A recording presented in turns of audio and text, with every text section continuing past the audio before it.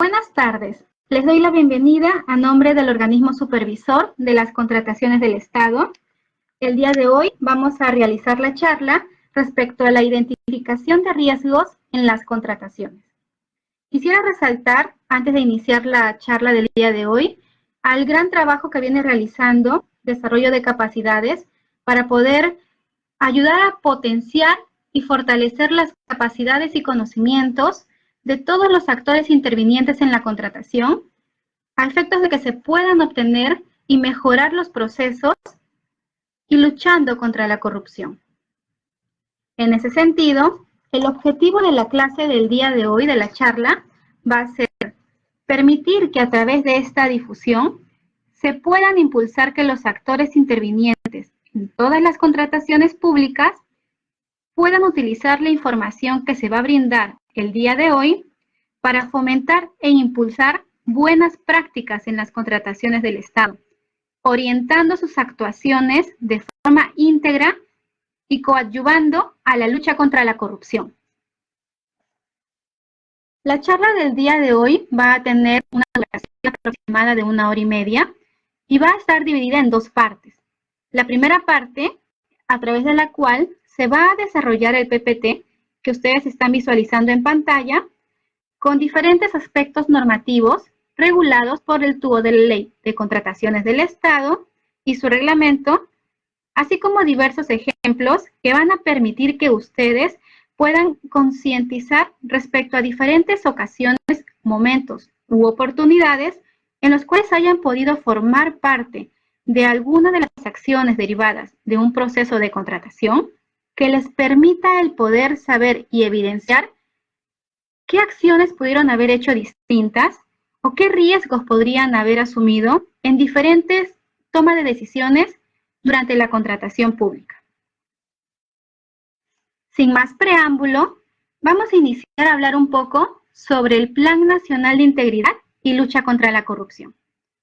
Mediante el Decreto Supremo 44/2018, se aprobó este Plan Nacional, el cual viene a ser una herramienta de implementación de la Política Nacional de Integridad y Lucha contra la Corrupción.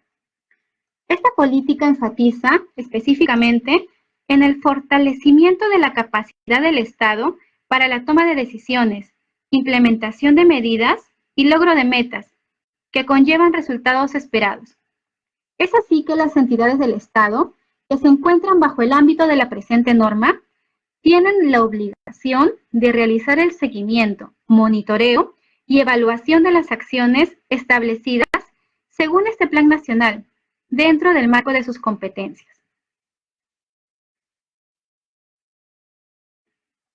Esa política nacional tiene 3 ejes, los cuales resulta necesario señalar. El primer eje está orientado a fortalecer la capacidad de prevención del Estado frente a los actos de corrupción. El segundo eje está orientado a la identificación y gestión de riesgos, mientras que el tercer eje está orientado a la capacidad sancionadora del Estado frente a los actos de corrupción. Cada uno de los ejes que se ha mencionado anteriormente se encuentran de conformidad con los estándares y buenas prácticas internacionales, la Política General de Gobierno al 2021, la Política Nacional de Integridad y Lucha contra la Corrupción, el Plan Nacional de Integridad y Lucha contra la Corrupción del periodo comprendido entre los años 2018 al 2021 y finalmente el lineamiento de organización del Estado. Entonces, ¿qué quiere decir esto? Que el Perú debe trabajar de forma articulada y que actualmente existe una política para la lucha contra la corrupción que enfatiza en fortalecer diferentes ejes con diferentes capacidades a través de la identificación y gestión de riesgos dentro de cada una de las acciones que realizan los funcionarios o servidores civiles en el ámbito de sus funciones. De otro lado, resulta necesario indicar, y aquí vamos a hacer un poco de énfasis en cuanto a cifras. Según la fuente Conoce, aquí se encuentra la fuente, vamos a verificar desde el año 2018 hasta la actualidad, el 2020, ¿Cuál es el monto en función de dinero que se ha destinado a todas aquellas contrataciones que realiza el ámbito peruano, el Estado peruano? Por ejemplo, aquí, en este caso, según el régimen y modalidad, en el ámbito peruano, durante el 2018, todas aquellas contrataciones realizadas bajo el ámbito de aplicación de la normativa de contratación pública corresponden al 71.72% del total.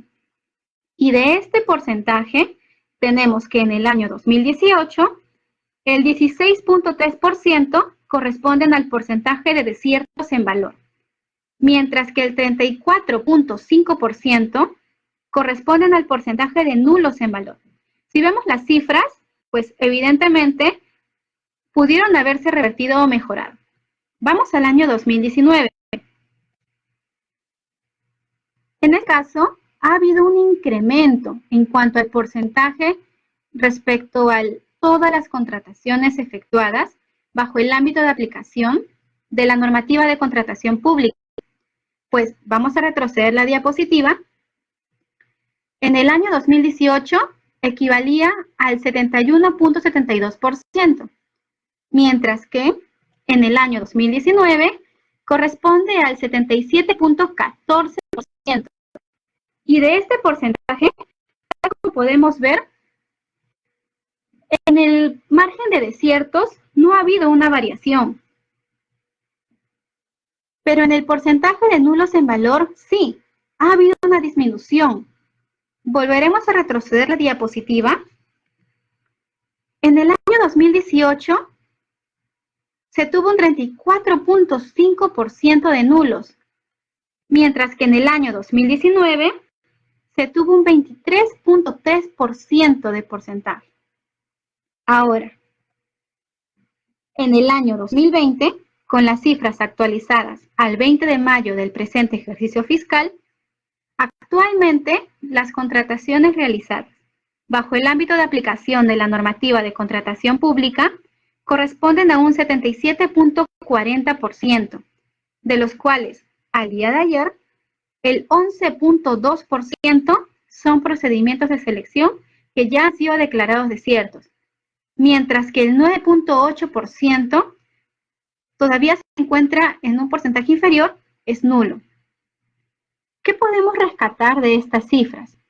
Pues evidentemente existe la posibilidad y estamos en la oportunidad correcta para poder mantenerlas tal cual como se encuentran y que no aumente ese porcentaje.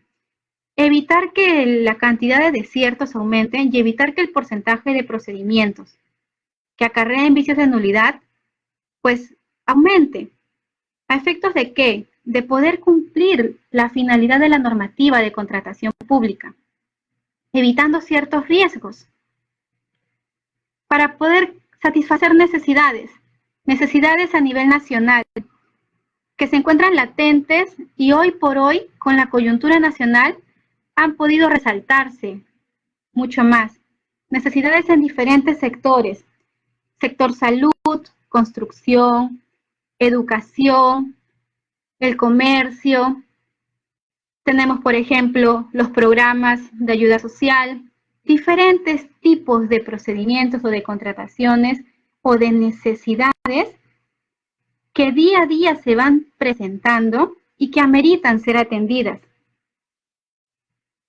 Y para que se puedan atender estas necesidades de forma eficiente, en estricto cumplimiento de los lineamientos de la normativa de contratación pública, es que se fomenta a través de charlas como las del día de hoy, o charlas que se han ido repartiendo y publicando durante todo el periodo de cuarentena a través del portal de Facebook Live, es que queremos ayudar de esta manera, enfatizando en cada una de las acciones que se deberían realizar y consejos o recomendaciones para evitar incurrir en este tipo de acciones que dilatan los procedimientos de selección, para que se pueda obtener oportunamente el éxito de una contratación, maximizando el valor de los recursos públicos.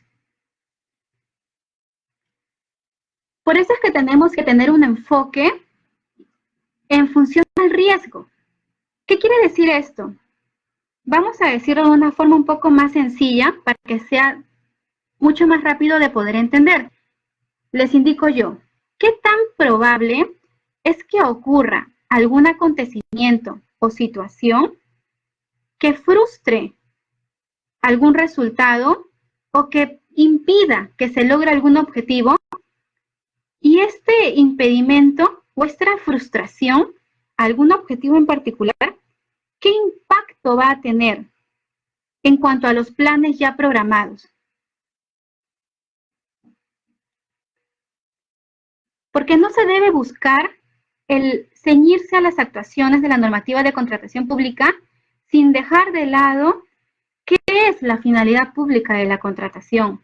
Y es que la normativa de contrataciones establece que la finalidad de esta ley es satisfacer necesidades mediante las diferentes contrataciones de bienes, servicios y obras que me permitan obtenerla y satisfacerla de forma oportuna, bajo las mejores condiciones de precio y calidad. ¿A efectos de qué? De poder cumplir con los fines públicos y de esta manera lograr una repercusión positiva en las condiciones de vida de los ciudadanos.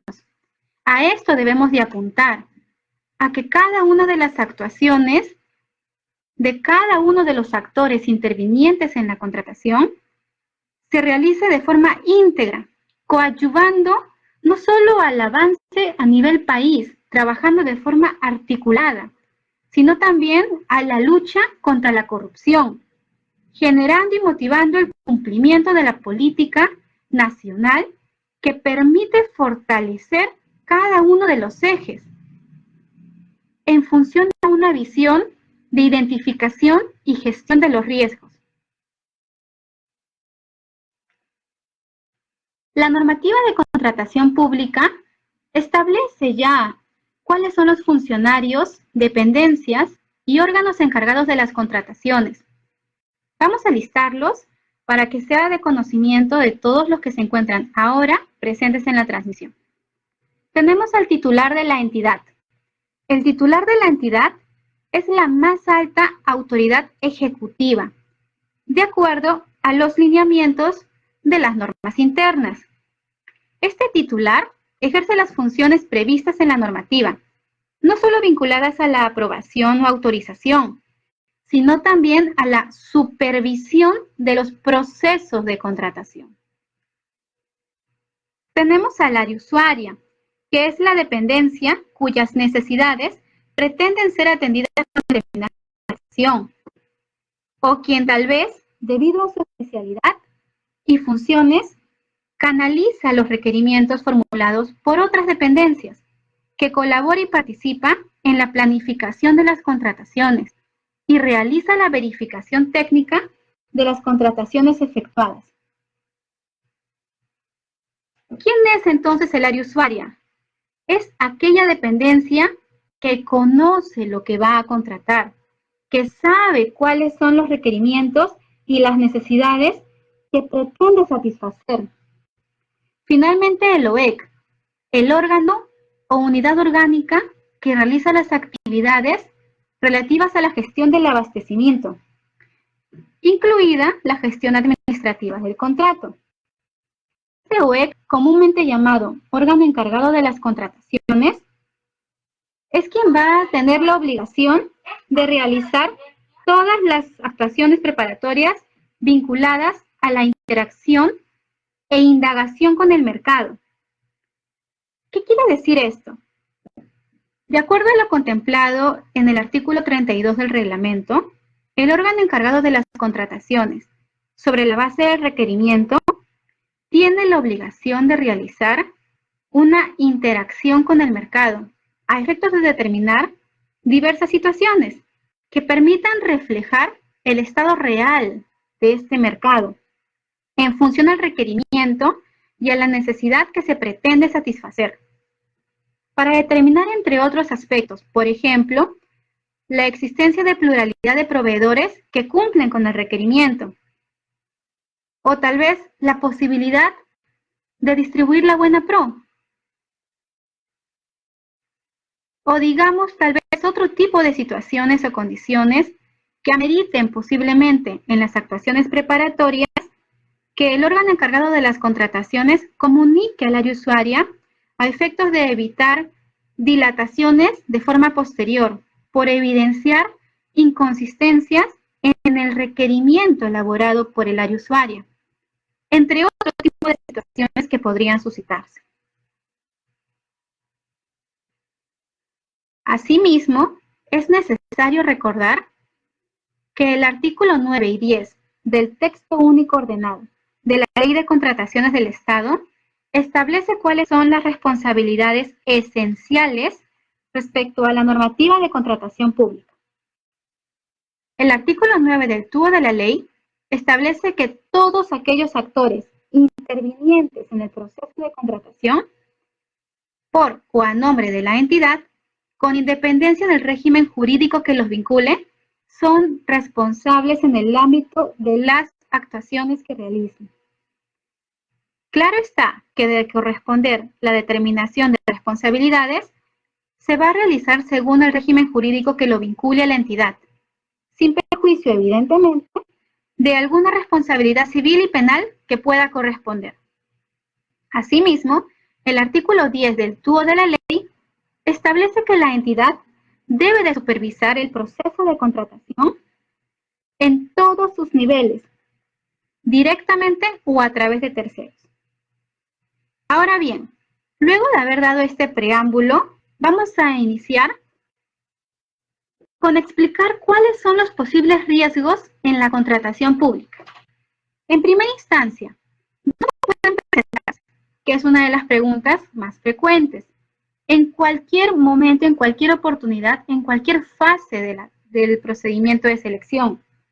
Se puede realizar o se pueden generar en las actuaciones preparatorias, en la fase de selección o en la ejecución contractual.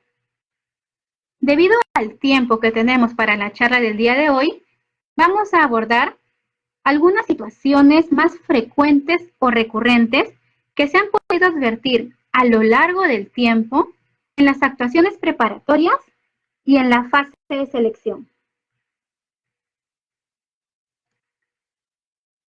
Para ello, resulta necesario brindar unos cuantos aspectos normativos contemplados en el TUO de la ley y en el reglamento.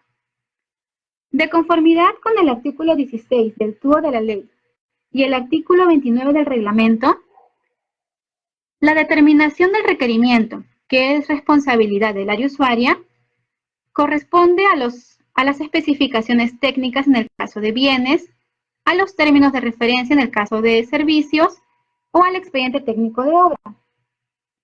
Este requerimiento incluye todos los requisitos de calificación que se consideren necesarios. Asimismo, el requerimiento debe de contemplar todos aquellos lineamientos que se encuentren en normas de carácter obligatorio según el objeto de la contratación. Es en base a este requerimiento elaborado por el área usuaria que el órgano encargado de las contrataciones tiene la obligación de realizar indagaciones en el mercado, en el caso de bienes y servicios. Y según el artículo 34 del reglamento, el valor referencial en el caso de ejecución y consultoría de obras. Habiendo dado esa pequeña introducción, vamos a iniciar un poco con una serie de preguntas. ¿Qué ocurre si durante la elaboración del requerimiento para un suministro de bienes, el área usuaria no identifica la finalidad pública? Es decir, realiza su requerimiento, pero no tiene conocimiento de aquello a lo cual va a corresponder, qué finalidad va a alcanzar. ¿O qué sucede si durante la elaboración del requerimiento el área usuaria, digamos, en el caso de suministro de bienes, a modo de ejemplo, no tiene conocimiento durante la elaboración de este requerimiento de la cantidad de bienes que efectivamente necesita para satisfacer su necesidad? Es decir, por ejemplo, Tenemos el caso en el cual una contratación de suministro de bienes que se realiza todos los años, pues el área usuaria únicamente lo que hace es copiar y pegar la cantidad de bienes requeridas durante periodos anteriores, sin previamente verificar si en efecto esa cantidad es la que realmente necesita. ¿O qué ocurre si durante la elaboración del requerimiento, en las actuaciones preparatorias, pues el área usuaria desconoce aquella normativa de carácter obligatorio que regule el objeto de la contratación? Porque por norma, el requerimiento debe de contemplar todas aquellas disposiciones previstas en lineamientos o reglamentos, protocolos, normas de carácter obligatorio según el objeto de la contratación. ¿Qué ocurre si durante la elaboración del requerimiento el área usuaria no determina o no prevé si es que actualmente se cuenta con un stock de los bienes? Porque estamos hablando del ejemplo de los suministros de bienes. ¿Cómo podría entonces tener la seguridad de que la cantidad de los bienes que está solicitando, en efecto, van a permitir el satisfacer una necesidad y no generar un sobrestock? O tal vez, ¿qué ocurre si durante la determinación del requerimiento el área usuaria no tiene el completo conocimiento de todas las características del bien? Es decir, va a realizar una contratación contemplando un requerimiento cuyas características desconoce y únicamente continúa con ejemplos o con contrataciones que se han realizado de forma anterior o años anteriores. Digamos que estamos en la elaboración del requerimiento para un suministro de bienes y el área usuaria no ha verificado si es que los bienes que requiere contratar se encuentran vigentes o desfasados. Es decir, no sabe cuál es la situación de esos bienes en el mercado. Claro, evidentemente, durante la indagación de mercado esto debería de resaltar, si es que en efecto se hace una correcta indagación de mercado. Pero digamos que eso no ocurra y que simplemente se mantenga el requerimiento tal como lo elabora el área usuaria. De convocarse un procedimiento de selección que no se haya verificado si es que estos bienes son vigentes o están desfasados, podría generar evidentemente perjuicios a la entidad, no solamente por los recursos invertidos en el tema económico, sino también por las horas hombre destinadas a este tipo de contrataciones, que a fin de cuentas no me permiten tener ningún resultado satisfactorio. Ahora bien, ¿qué ocurre si es que durante la elaboración del requerimiento, pues el área usuaria no advierte en esa oportunidad que resulta necesario realizar pruebas para verificar la calidad de los bienes? Es decir, tenemos la situación de que por ser un tema, por ejemplo, del sector salud, digamos, se necesitan realizar pruebas a cierto medicamento o a ciertos bienes que se pretenden adquirir. Pero el área usuaria omitió esta posibilidad de realizar pruebas, así como los mecanismos o los instrumentos, quién va a ser el órgano que lo realizará, entre otro tipo de información relevante. O tal vez el área usuaria sabe y tiene conocimiento que necesita adquirir determinado objeto, en este caso bienes, pero no sabe cuándo es la oportunidad en la cual debe de contar con ellos. Es decir, sabe que hay una necesidad latente, sin embargo, no tiene la programación que le permite establecer un cronograma correcto para que los bienes sean adquiridos de forma oportuna, lo cual inclusive podría generar posibles situaciones en las cuales no se sabe si es que al momento en el cual se está elaborando el requerimiento ya existe esta necesidad y considerando los tiempos que demora un procedimiento de selección, pues no se sabe en qué oportunidad se va a obtener el resultado. Eso no es una contratación eficiente, sino todo lo contrario. ¿Qué ocurre si tal vez durante la elaboración del requerimiento para un suministro de bienes, el área usuaria no determina dónde ingresarán estos bienes? Es decir, sabe que van a ingresar bienes, pero no tiene el conocimiento de dónde. O tal vez no verificó previamente la estrategia de almacenamiento y el recojo de los bienes. ¿Dónde va a almacenar los bienes que va a adquirir? ¿En qué estado los va a almacenar? ¿O bajo qué condiciones lo va a realizar? Son situaciones que deben de contemplarse y preguntas que podría formularse el área usuaria previo a la determinación del requerimiento. Digamos ahora, continuamos con el ejemplo.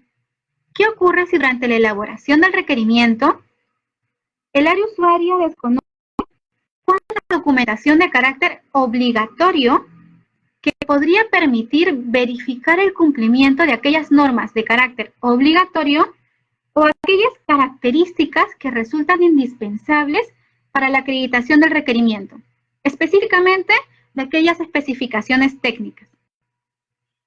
Por ejemplo, demos el caso de aquellos procedimientos en los cuales se realiza la contratación de bienes, donde dentro de la documentación obligatoria se prevé la presentación de catálogos, folletos, brochures, entre otros, que permitan garantizar el cumplimiento de diferentes especificaciones técnicas.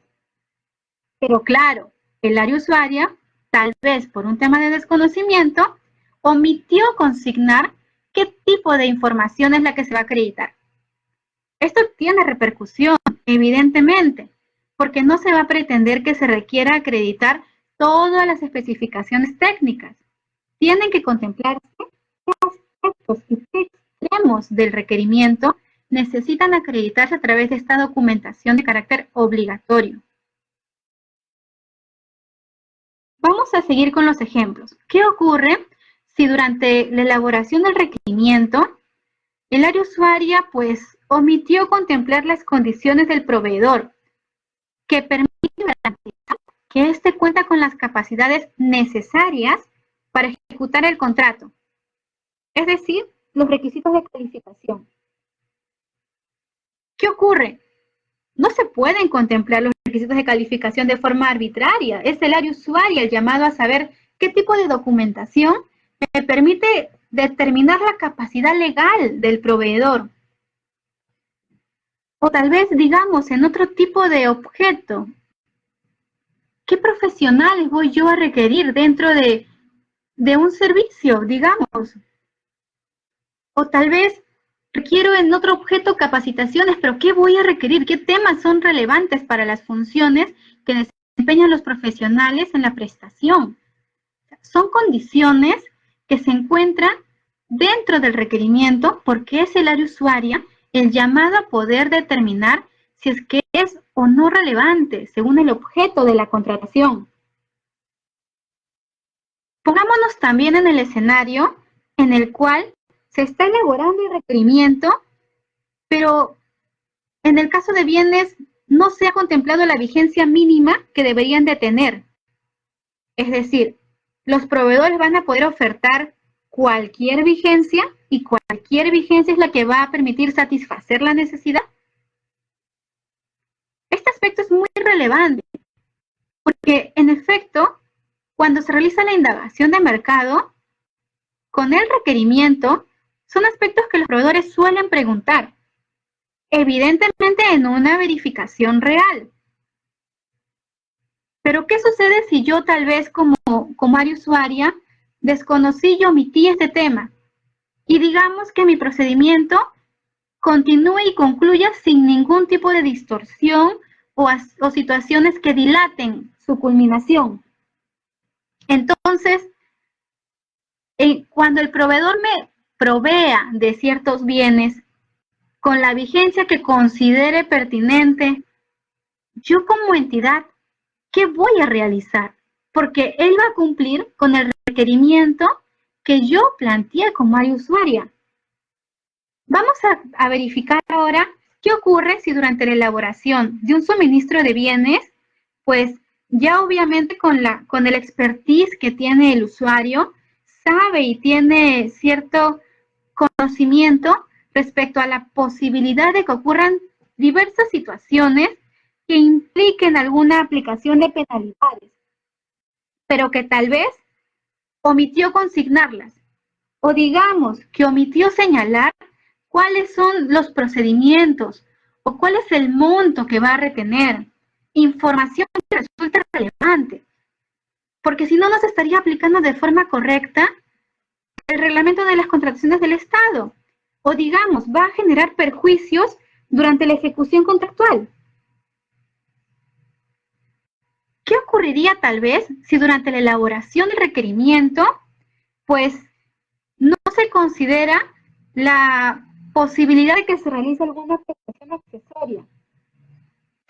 Entonces, pero durante la elaboración de la ejecución se prevé que ello es necesario. O tal vez digamos que el área usuaria está planteando el requerimiento y omite consignar y eso no posible la subcontratación. Entre otro tipo de situaciones o información que resulta relevante según cada objeto de contratación. ¿Qué ocurre en esos casos? ¿Cómo determino yo mi requerimiento si no cuento con ese tipo de información? Que en estricto resultaría relevante, porque la repercusión es el qué voy a obtener yo luego de que culmine el procedimiento de selección y si es que lo que yo estoy comprando o contratando va a efectivamente atender mi necesidad o simplemente va a ser un uso ineficiente de los recursos públicos. Entonces, ¿qué consecuencias tendría lo señalado en las dos diapositivas precedentes? El requerimiento no contemplaría de forma objetiva todas las características y o requisitos funcionales relevantes para cumplir la finalidad pública de la contratación, ni tampoco contemplaría aquellas condiciones que deben de contemplarse y requerirse a los proveedores, tales como los requisitos de calificación. Y esto, ok, no lo contemplé de forma correcta, no contemplé todas las características. ¿Eso permitiría que se maximice el valor de los recursos públicos? ¿O, en efecto, se podría tener la certeza, con un requerimiento elaborado, con la omisión de la información de las dos diapositivas anteriores, que va a alcanzarse de forma oportuna o la repercusión que se va a tener va a ser de forma positiva? Son aspectos que en estricto no se podrían garantizar, porque el requerimiento no ha sido elaborado de forma correcta, porque se han omitido datos e información relevante para la contratación. Y esto, en efecto, repercute no solo en el uso de los recursos públicos, no solo en el uso de la normativa o el correcto uso de la normativa de contratación pública, sino en lo que estamos viendo hoy en día con la coyuntura nacional, satisfacer necesidades y de forma oportuna. Efectivamente, que se empiece a operar, que se empiece a verificar, a ver el funcionamiento de la gestión pública de cada una de las entidades. Y no solamente en procedimientos de selección de carácter competitivo, sino también en aquellos de carácter no competitivo, sobre los cuales no ha habido mucha información por parte de las entidades respecto a qué se está realizando y recién están regularizando la información. Vamos a ponerles otro ejemplo. ¿Qué ocurre si durante las actuaciones preparatorias el órgano encargado de las contrataciones realiza una indagación de mercado, pero esta indagación de mercado no permite reflejar la realidad? Es decir, por ejemplo, el área usuario me transmite un requerimiento y yo como órgano encargado de las contrataciones voy a realizar una indagación superficial que solamente me permita obtener ciertas, digamos, si usan la fuente de cotizaciones, aquellas cantidad de proveedores que puedan cumplir o no con lo que yo requiero. Pero inclusive ni siquiera verifico, porque es lo que suele ocurrir, de que la cotización que yo he obtenido contemple todas las condiciones, vigencia mínima, plazo, modalidad de entrega, el tiempo para diferentes situaciones que puedan realizarse. Y es que en la práctica, el órgano encargado de las contrataciones, cuando determina las verificaciones de los documentos en sus expedientes de contratación, no prevén o no visualizan todo el contenido de la información de la cotización que manejan. Eso quiere decir de que, en efecto, si yo tengo cotizaciones, puedo tener más de 2 cotizaciones para tratar de aparentar una pluralidad, pero no verifico si es que, en efecto, cada uno de los puntos cumple con mi requerimiento. Entonces, ¿en qué medida yo podría acreditar fehacientemente de que existe una pluralidad de proveedores? Digamos, por ejemplo, si durante las actuaciones preparatorias, el órgano conductor del procedimiento de selección, ya sea el comité de selección o el órgano encargado de las contrataciones, no utiliza las bases estándar vigentes aprobadas por el OCE. O tal vez, digamos que utiliza las bases estándar vigentes aprobadas por el OCE, pero no acata los lineamientos contemplados en dicho documento estándar. Va a generar evidentemente que diversos proveedores, durante las etapas de formulación de consultas y observaciones, realicen consultas y observaciones para poder evidenciar este tipo de actos o la información que están registrando en el SEACE. Y esto va a motivar, evidentemente, que mientras mayores inconsistencias tengan los documentos o la información que se publique, o tal vez mientras mayor ausencia de la información se tenga, va a incrementar la cantidad de interrogantes que formulen los participantes. Pues obviamente van a querer saber y conocer más sobre la contratación, ya que el mismo requerimiento no lo establece. ¿Qué podría ocurrir en esos casos? Pues bien, la determinación del requerimiento no se ajustaría a lo establecido en los artículos 16 del TUO de la ley y el 29 de su reglamento. Las indagaciones realizadas por el OEC durante las actuaciones preparatorias podrían brindar un resultado que en efecto no refleje el resultado real del mercado.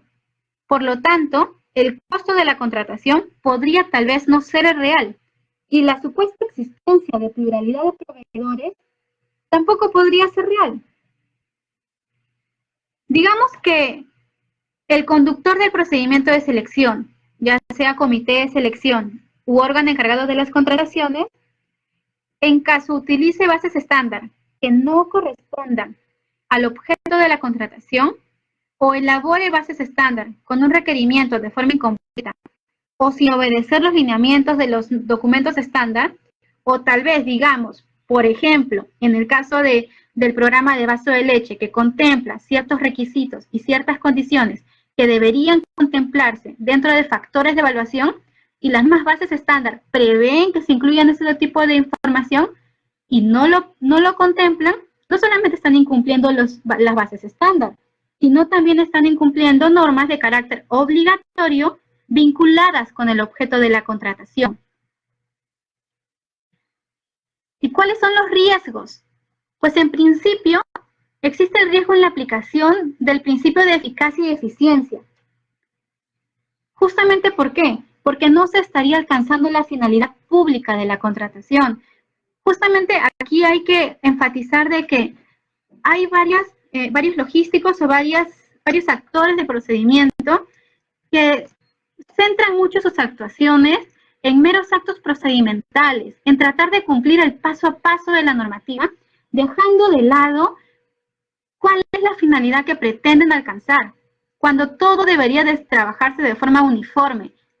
Claro, yo apunto a alcanzar la finalidad de mi contratación, maximizando mis recursos públicos, bajo las mejores condiciones de precio y calidad, para que yo lo pueda obtener de forma oportuna, pero también siguen actuaciones en función a los principios que regulan las compras públicas. Es todo un universo, se articula de forma paralela. No es que simplemente veo el acto procedimental o simplemente veo el cumplir con mi finalidad y no hago ni uno ni el otro. Es todo de forma articulada para que se puedan evitar riesgos que repercutan en el proceso de contratación. Velemos por la salud de la contratación. Otro tipo de riesgo es también el dilatar la oportunidad para culminar el procedimiento de selección. ¿Por qué? Bueno, dependiendo del tipo de procedimiento de selección, digamos que estamos en un procedimiento de carácter competitivo, podrían presentarse consultas y observaciones que adviertan inconsistencias y que, como usualmente suele ocurrir, el comité de selección realice las postergaciones o prórrogas correspondientes por recargas de trabajo en su ámbito laboral que limiten o impidan el absolver todas las consultas y observaciones formuladas, lo cual evidentemente va a implicar de que se dilaten los tiempos. Y esta dilatación repercute y acorta los plazos para que yo como entidad obtenga el bien o el servicio o inicie mi ejecución de obra en el momento y la oportunidad en la cual yo tenía previsto efectuarlo. Dilatar los tiempos. Otro riesgo podría ser el de no fomentar la competencia y libre concurrencia. Los potenciales postores evidentemente visualizarían las inconsistencias del requerimiento, pues estaría realizado de forma incompleta, y podrían optar por no presentar ofertas, y esto generaría que el procedimiento de selección quede desierto, porque evidentemente yo como proveedor, si me registro antes de la presentación de ofertas, pero con posterioridad a la absolución o a la formulación de consultas y observaciones, no voy a tener la oportunidad, al menos durante el procedimiento de selección y ante la entidad, de poder objetar el contenido de dichos documentos. ¿Por qué? Pues ya habría pasado la etapa y yo me adhiero al procedimiento en el estado en el que se encuentre. Y se visualizo que el requerimiento no ha sido determinado de forma correcta, no ha sido realizado de forma idónea, no se han obtenido todas las fuentes que me permitan garantizar que en efecto se ajusta al mercado o es un precio real o las condiciones no son excesivas, pues no voy a querer asumir una obligación que no me va a convenir como proveedor y no me voy a presentar. Y ese pensamiento puede ser compartido por más de un solo proveedor.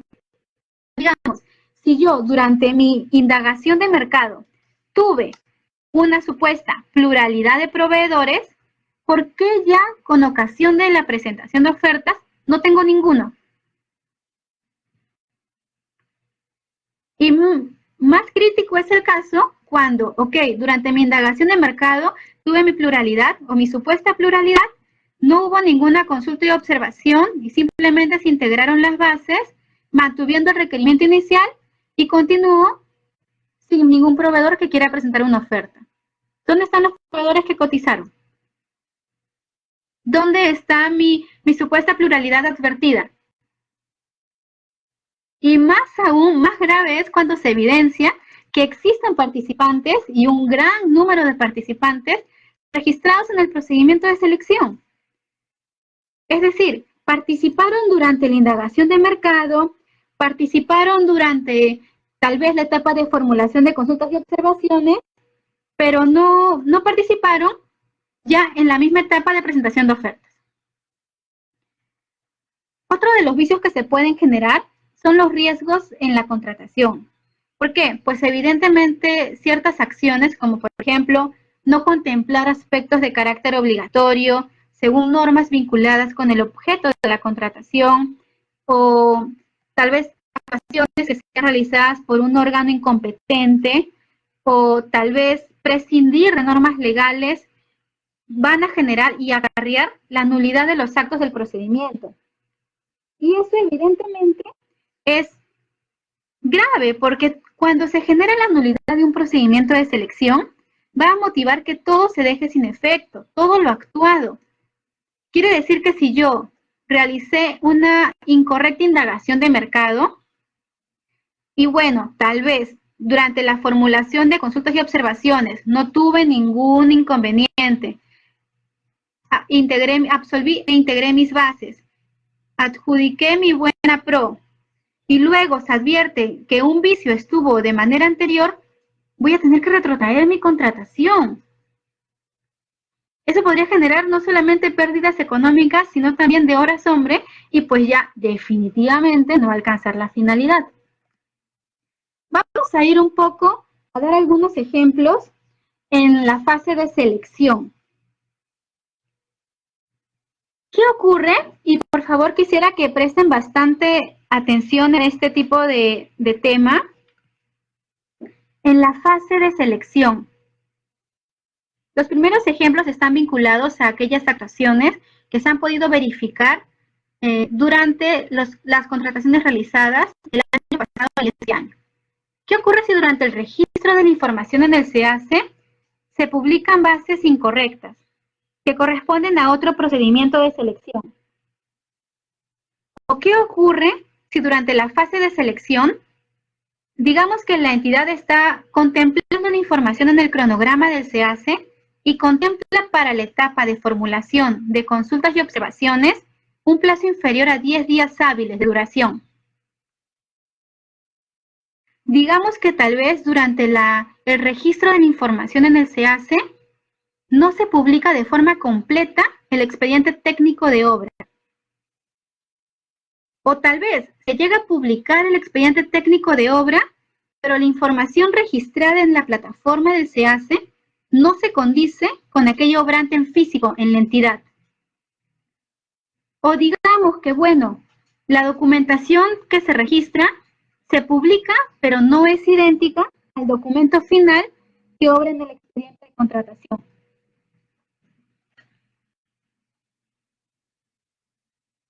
Si ustedes llegan a darse cuenta, estos cuantos ejemplos motivan la dilatación de la contratación, porque publicar las bases de forma incorrecta, o bueno, publicar, por ejemplo, digamos, voy a realizar la contratación de una licitación pública para la adquisición de medicinas. Y por otro lado, tengo otra contratación que va a ser un concurso público para la contratación del servicio de limpieza. Y yo, por un error material, cuando convoqué la licitación pública para la adquisición de medicinas, registré las bases del servicio de limpieza. Y viceversa. Cuando convoqué mi concurso público, realicé la publicación de la adquisición de medicinas. O sea, cuando los participantes ingresan al SEACE para verificar la información obrante en la plataforma, no van a encontrar un requerimiento que se ajuste, primero, al objeto de la contratación. Segundo, a lo que ellos están considerando como una oportunidad de negocio. Y además, no va a ser congruente con la información obrante en el expediente de contratación. De todas maneras, no hay ese tipo de salvaguarda o conservación y simplemente pues acarrea la nulidad del procedimiento de selección. Digamos en el otro ejemplo, cuando se contempla un plazo inferior a 10 días hábiles para formular consultas y observaciones. ¿Qué indica el artículo 72 del reglamento? El plazo para poder realizar esta formulación de consultas y observaciones, entiéndase las consultas como aclaraciones y entiéndase las observaciones como objeciones al requerimiento, objeciones a las bases, objeciones a los documentos del procedimiento, no logran realizarse de forma correcta. Además, supongamos, porque han habido casos en los cuales se han contemplado que el plazo de formulación de consultas y observaciones, por ejemplo, ha sido de 3 a 5 días hábiles. ¿Qué quiere decir eso? Que nosotros como proveedores tal vez, de lo que teníamos 10 días hábiles para formular consultas y observaciones, y supongamos, ya nos habíamos hecho a la idea de que en el día 8 iba a registrarme como participante y en esa oportunidad iba a poder realizar las consultas y observaciones respecto al tema que yo considere pertinente, verifico en el 8º día de que el plazo solamente constaba de 3 o 5 días. Es decir, no se me permitió registrar consultas y observaciones y limitó mi participación, porque en efecto, si yo no puedo consultar, no puedo observar, tampoco tengo la igualdad de datos para aquellos que se registraron al 3º o 5º día, pues tampoco corresponde que el procedimiento continúe, porque ya tiene un vicio. Digamos tal vez que no se publica el expediente técnico de obra de forma completa. En este expediente técnico de obra de forma completa, pues ya el reglamento, el anexo único de definiciones del reglamento establece cuál es el contenido del expediente técnico de obra. Asimismo, de acuerdo a cada tipo de obra, va a determinarse cuáles son los documentos que tienen que preverse que se encuentran registrados. En efecto, debería estar completo. O tal vez digamos que, pongamos el ejemplo, tenemos una licitación pública, pero la entidad no publicó el presupuesto ni el desagregado de gastos generales.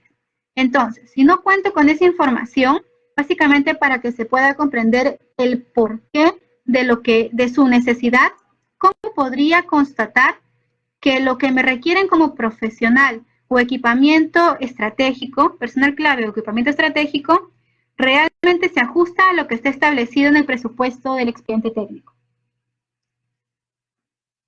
No se podría.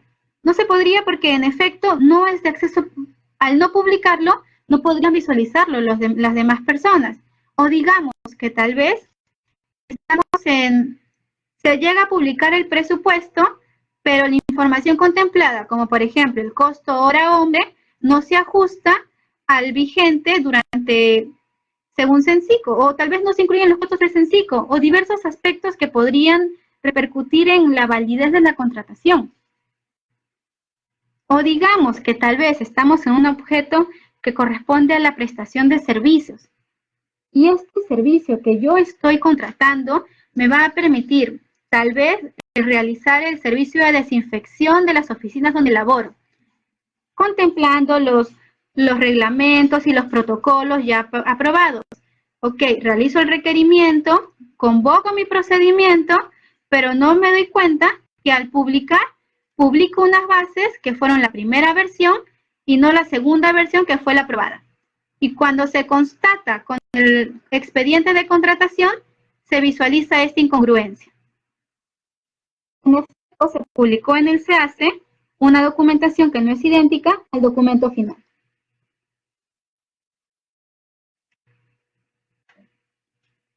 Ahora, vamos a ver, ¿qué ocurre si durante la fase de selección el conductor del procedimiento de selección no absuelve las consultas y observaciones de forma motivada? O digamos que este conductor del procedimiento decide simplemente no absolver las consultas y observación, y las mismas no se encuentran subsumidas en ninguna otra interrogante planteada por algún otro participante. Quiere decir que las pretensiones formuladas en su oportunidad no se van a llegar a absolver. O tal vez otro caso también vinculado a las consultas y observaciones. ¿Qué ocurre si es que durante la absolución se brindan respuestas que son incongruentes entre sí y que lo que brindan al proveedor o a los participantes registrados es una doble información? ¿Qué es lo que, por ejemplo, digamos, se está cuestionando la presentación o no de un documento de carácter obligatorio? Por ejemplo, al proveedor A le indican que ese documento no corresponde presentarse, pero al proveedor B le indican que sí corresponde presentarse. Claro, evidentemente luego van a integrar las bases, pero esto, bueno, anteriormente ya con el tipo de procedimiento de selección se objeta, y al objetarse, ¿qué motiva? Que se dilaten los tiempos cuando pudo haberse evitado brindando una respuesta de forma coherente, de forma concatenada con todo el pliego absolutorio, no solamente respondiendo, visualizando pregunta por pregunta, sino de forma global. O digamos tal vez, si un proveedor está realizando una observación de manera motivada, con diversa base legal, que en efecto fundamente su argumento, el comité de selección o el conductor del procedimiento no es razonable que simplemente responda que no se acoge o consigne como respuesta ceñirse a las bases. O tal vez porque en algunos casos coloquen un punto, o sea, ni siquiera responden la interrogante. Eso no debería de suceder, porque en efecto, todo lo que yo como entidad transparento a través del SEACE me va a permitir fomentar la competencia. Así es, acarrea el vicio de nulidad. Determinación respectivo deslinde de responsabilidades, tal como lo está señalando en el comentario, correcto. Porque justamente ese es el inconveniente. Tenemos que empezar a visualizar la contratación enfocándonos en cada una de las acciones y la repercusión que tendría esta en la contratación. Después, supongamos, ¿qué ocurre si durante la fase de selección se realizan ajustes o precisiones, modificaciones al requerimiento, como consecuencia evidentemente de la absolución de consultas y observaciones, pero el conductor del procedimiento no requiere que el área usuaria autorice y valide dichas adecuaciones? Esto tampoco es correcto, porque evidentemente yo como área usuaria sé lo que quiero contratar. Tengo el conocimiento técnico para poder evidenciar si una consulta o observación realmente permite aclarar el requerimiento o modificar y ajustarlo conforme a alguna normativa de carácter obligatorio o simplemente porque quiero fomentar la competencia. Pero si implica un ajuste, una modificación, debo de contar con la autorización del área usuaria. No debe de omitirse esta situación, porque evidentemente el comité está excediendo sus facultades, porque el comité de selección no es el área usuaria. El comité de selección actúa como un órgano colegiado, un órgano conductor del procedimiento, no un órgano autónomo que va a tomar decisiones transversales vinculadas con el objeto de la contratación y específicamente el requerimiento de lo que se busca contratar. Porque quien tiene el know-how de aquello que me va a permitir satisfacer mi necesidad es el usuario. Es por ello que la normativa de contratación pública establece que se requiere la autorización de esa dependencia. O digamos, estamos en la situación en la cual se realizan diversas modificaciones al requerimiento y el órgano encargado de las contrataciones no realiza una revalidación del mercado. Ustedes me dirán, ¿pero por qué revalidación? Pues bien, durante la indagación de mercado, el órgano encargado de las contrataciones ha realizado su interacción, donde pudo haber identificado tal vez su pluralidad de proveedores. Si durante la etapa de formulación de consultas y observaciones se realizan diversas interrogantes al requerimiento y esto motiva que se realicen modificaciones al mismo, ya no tengo una primera versión, sino tengo una segunda versión, por llamarlo de esa manera, del requerimiento. Es un requerimiento con modificaciones, con cambios. ¿Por qué debería de suponerse que el proveedor que me cotizó en la indagación de mercado va a cumplir o cumple sin preguntar previamente con esta segunda, digamos, modificación? Justamente esto es lo que debe de preverse. No deben de suponerse situaciones porque no actúa de esa forma la normativa de contratación pública. Tenemos que prever el cumplimiento en efecto de los principios. Y este es un aspecto, este último, que muchas entidades omiten realizar. Por favor, no sobreentiendan que mi proveedor que participó en la indagación de mercado va a cumplir necesariamente con el requerimiento modificado luego de la absolución de consultas y observaciones. Realicen una revalidación que permita visualizar que de esta segunda interacción con el mercado, de la forma en la cual lo consideren pertinente, pues se visualice que no se altera la pluralidad determinada desde la indagación y declarada según el objeto de contratación en el formato de resumen ejecutivo. Porque es en ese documento, en este formato de resumen, donde las entidades contemplan una especie de síntesis. Y ahora vamos a hablar un poco sobre este resumen. Este resumen de formato de resumen ejecutivo no es simplemente un documento que se debe llenar con una X y solamente la documentación del número de memo y datos generales. Es una información y es un documento que tiene carácter de declaración jurada y se encuentra sujeto a rendición de cuentas.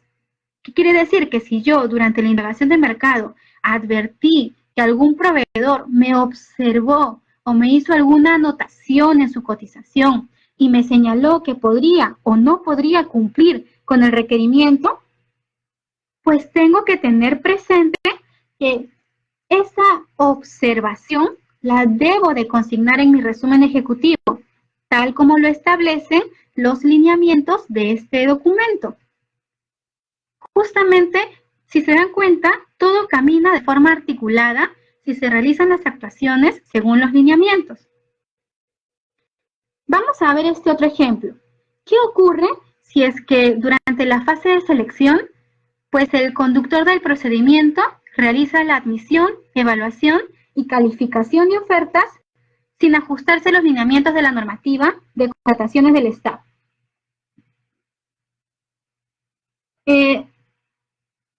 Pues bien, obviamente, y de acuerdo a lo contemplado en la normativa de contratación pública, se pueden impugnar los actos vinculados a este tipo de etapas, lo cual va a motivar, evidentemente, que se realice una revisión según lo que se vaya a impugnar, pero a su vez, en el tema de tiempos, se va a dilatar, lo cual pudo evitarse si se pudo haber realizado una correcta verificación de los documentos que yo como entidad requerí en la oferta.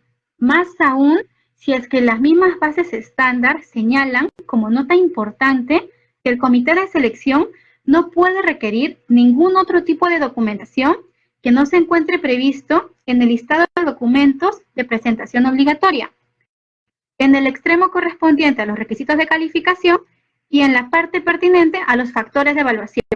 Si ya están las reglas de juego claras respecto a qué debe de presentar el proveedor, no debería de requerirse ninguna documentación adicional a lo que no está contemplado en ese tipo de extremos de las bases. Porque justamente son las bases las que nos permiten a nosotros, tanto entidad como proveedor, el poder conocer cuáles son mis condiciones y el proveedor saber qué es lo que va a requerir la entidad para este tipo de contratación. ¿Qué podría ocurrir? Bueno, registrar en el SEACE documentación que no resultaría idéntica al documento final y a las actuaciones que obran en el expediente de contratación no se condice con lo dispuesto en el numeral 27 del artículo 27 del reglamento. Contemplar en el cronograma del procedimiento un plazo inferior a 10 días hábiles para la etapa de formulación de consultas y observaciones no se condice con lo dispuesto en el numeral 72.1 del artículo 72 del reglamento. Absolver las consultas y observaciones sin la debida motivación o inclusive brindar una respuesta que no atienda la pretensión de los participantes no se condice con lo dispuesto en el numeral 72.4 del artículo 72 del reglamento, ni con los lineamientos de la Directiva 23/2016 del OCE. Modificar el requerimiento como consecuencia de la absolución de consultas y observaciones sin contar con la autorización del usuario no se condice con lo dispuesto en el numeral 72.3 del artículo 72 del reglamento. En un tema de riesgos, bueno, principalmente cuando una entidad decide publicar información que no es clara o no es exacta y no se condice con aquella obrante en el expediente en físico, pues vulnera y genera el riesgo de que la contratación no se desarrolle con fundamento en el principio de transparencia.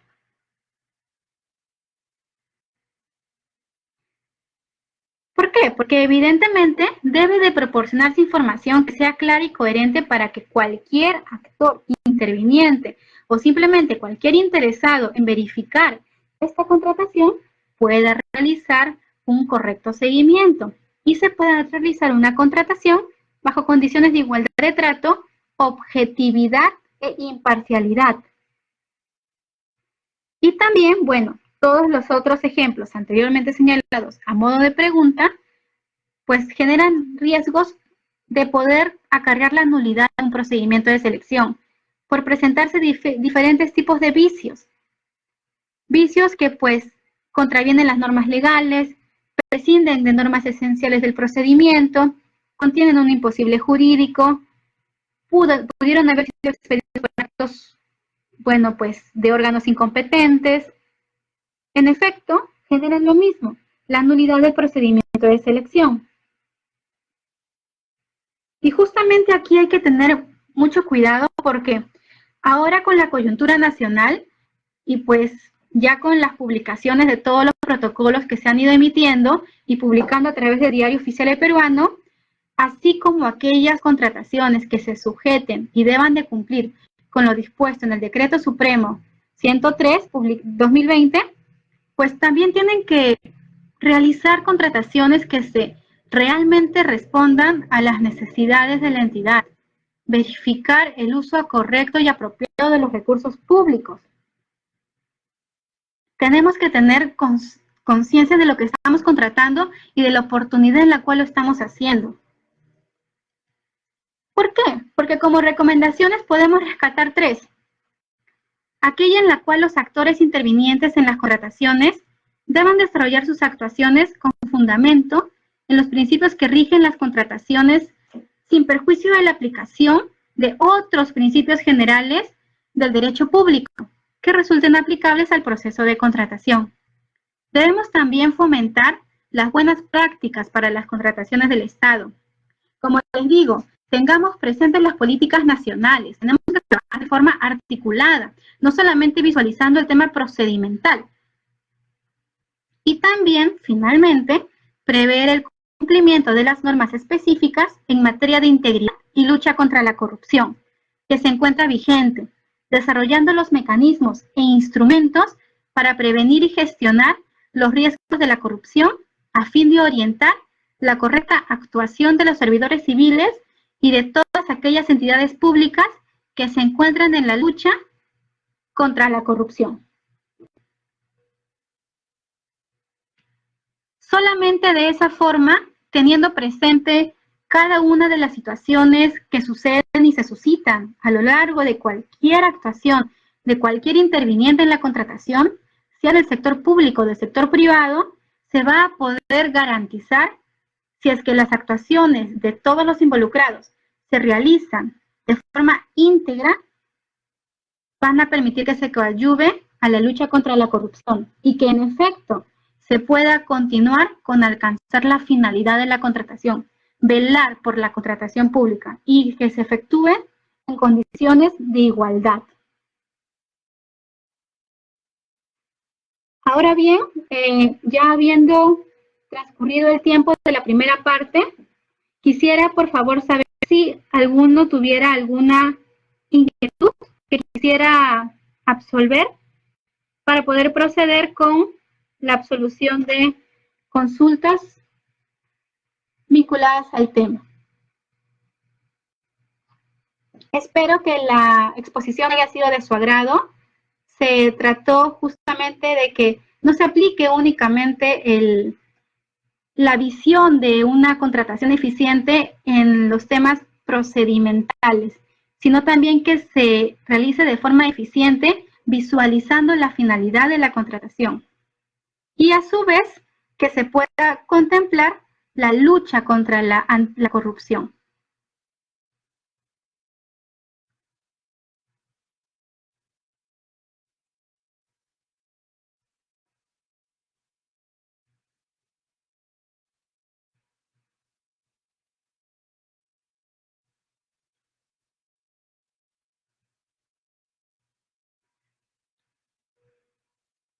A ver, tengo algunas preguntas que han ido formulando. Voy a ir absolviendo. A ver. Acá me pregunta Vilma Anco de Lima, como área usuaria, ¿cuáles serían los riesgos en una contratación? Bueno, en efecto, yo creo que más allá de ver la calidad de área usuaria, hay que ver que cada actor interviniente en la contratación va a poder estar susceptible de diversas situaciones que motiven riesgos. Y esto ya es una pregunta de forma, digamos, personal, ¿no? Ya un riesgo para la persona. Pues lo que yo recomendaría en estos casos es, evidentemente, el poder verificar que las actuaciones se sujeten y se sometan acorde a los principios que regulan la normativa de contratación pública, que se realice cumpliendo el código de ética y que también que se contemple que el uso sea correcto de los recursos públicos. ustedes, digamos, como parte del área usuaria, verifican tal vez que hay una situación un poco extraña en el órgano encargado de las contrataciones, o tal vez ustedes son conscientes como área usuaria que no cuentan con el conocimiento técnico porque evidentemente podría haber otra posibilidad u otro apoyo, pues comuníquenlo, porque es mejor que se comuniquen de la entidad que se desconoce del requerimiento y de sus características y todo lo que implica, más aún considerando la coyuntura. Yo sí les recomiendo revisar constantemente el peruano para que puedan tomar conocimiento de todos los protocolos, todas las normas de carácter técnico y obligatorias que han ido publicándose para evitar situaciones que pues se vayan generando y dilaten aún más el alcanzar la finalidad.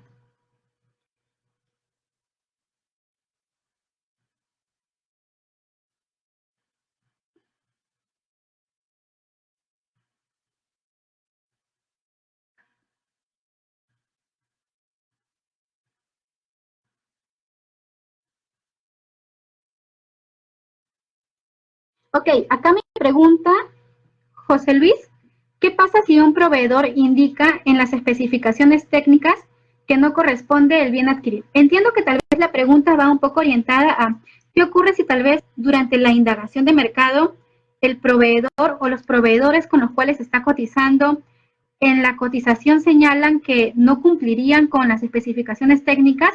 Pues en efecto se debería tener una pluralidad acreditada documentalmente para que fehacientemente pueda visualizarse el cumplimiento de este principio.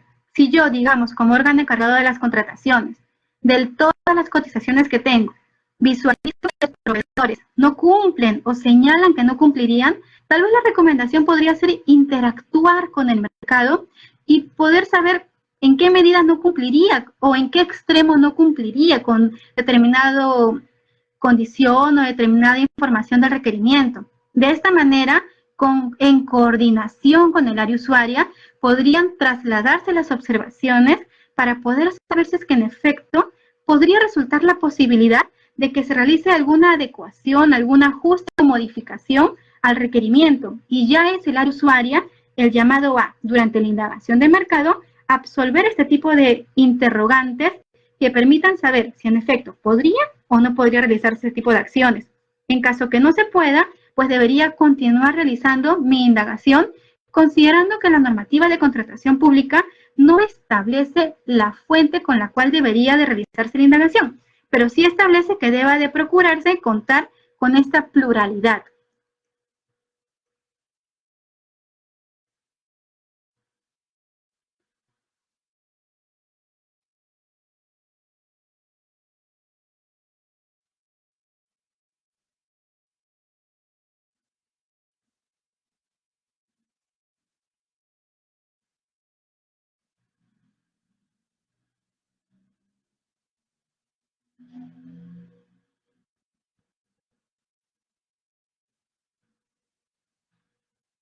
Acá me pregunta Marco Edinson, ¿qué tal? Buenas tardes.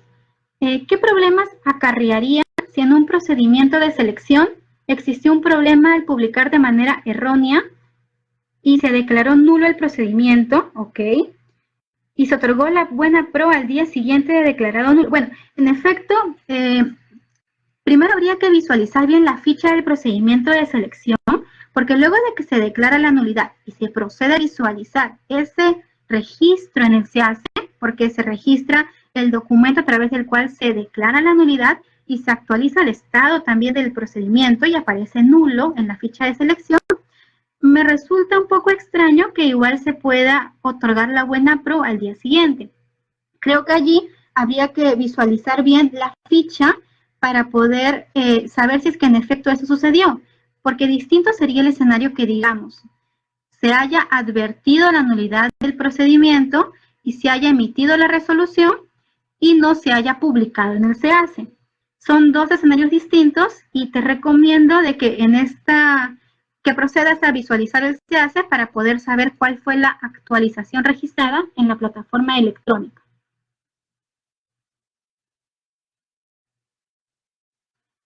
Acá me indica Manuel Zárate, buenas tardes, cómo la OEC puede mitigar o transferir el riesgo de mercado. que le es ajeno para no comprar con sobreprecios en un contexto del COVID. Bueno, lo que sucede es que, claro, hay que dejar en claro que la coyuntura nacional ha sido de carácter excepcional. Esta pandemia ha generado, pues, el brotar, el deslumbrar diversas situaciones o necesidades que estaban latentes, pero que tal vez por ciertos motivos de priorización no se haya podido orientar los recursos hacia un punto focalizado en particular. En el tema de la indagación de mercado, pues yo te recomendaría agotar todas las fuentes. Va más allá de un tema del deslinde o un tema de responsabilidad administrativa. Te recomendaría buscar otro tipo de contrataciones, otro tipo de fuentes, procedimientos, o sea, hay más fuentes que solo las de cotizaciones. Y de esta manera podrías tú tal vez evidenciar si es que el precio que te están pues solicitando o ofertando realmente se ajusta o no al mercado en la actualidad.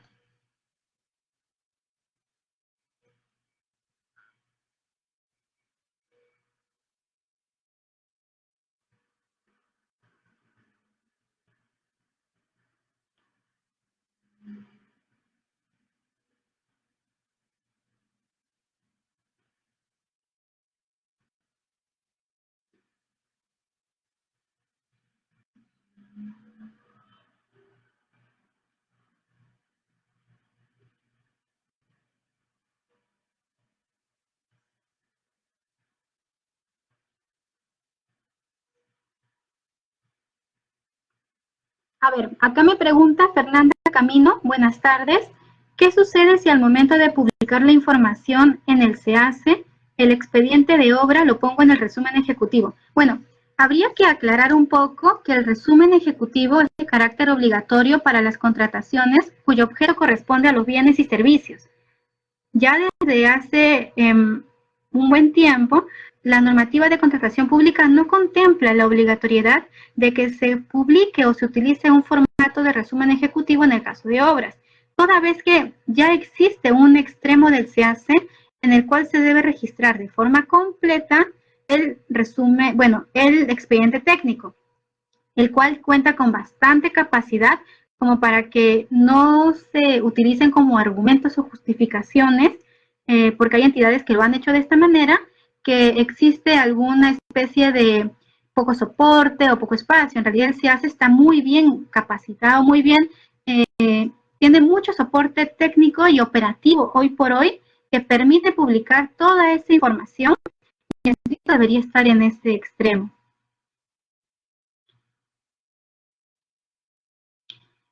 ¿Qué ocurre? Me pregunta Inder Waman Julka. ¿Qué ocurre si en el requerimiento no hace mención del lugar de entrega del bien? Pues bien, generaría, y bueno, digamos que el procedimiento, entiendo, culminó de esa forma. En estricto, ¿cómo podría el proveedor saber el lugar en el cual va a entregar los bienes si el requerimiento no contempla el lugar de entrega?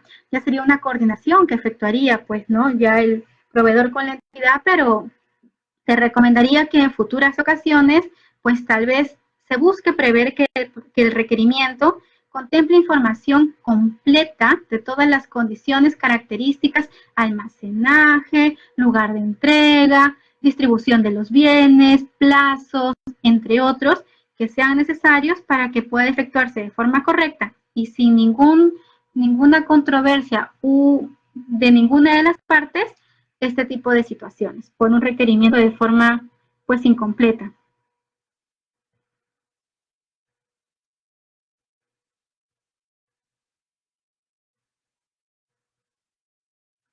Acá me indica,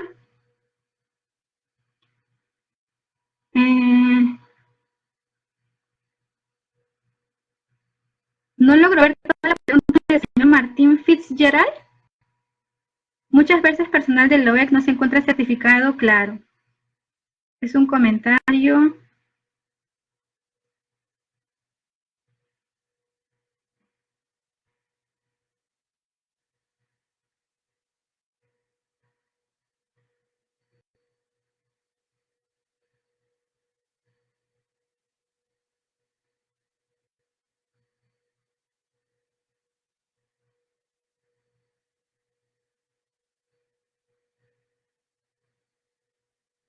Bueno, me parece que ya todo lo demás que estamos teniendo veo comentarios, básicamente.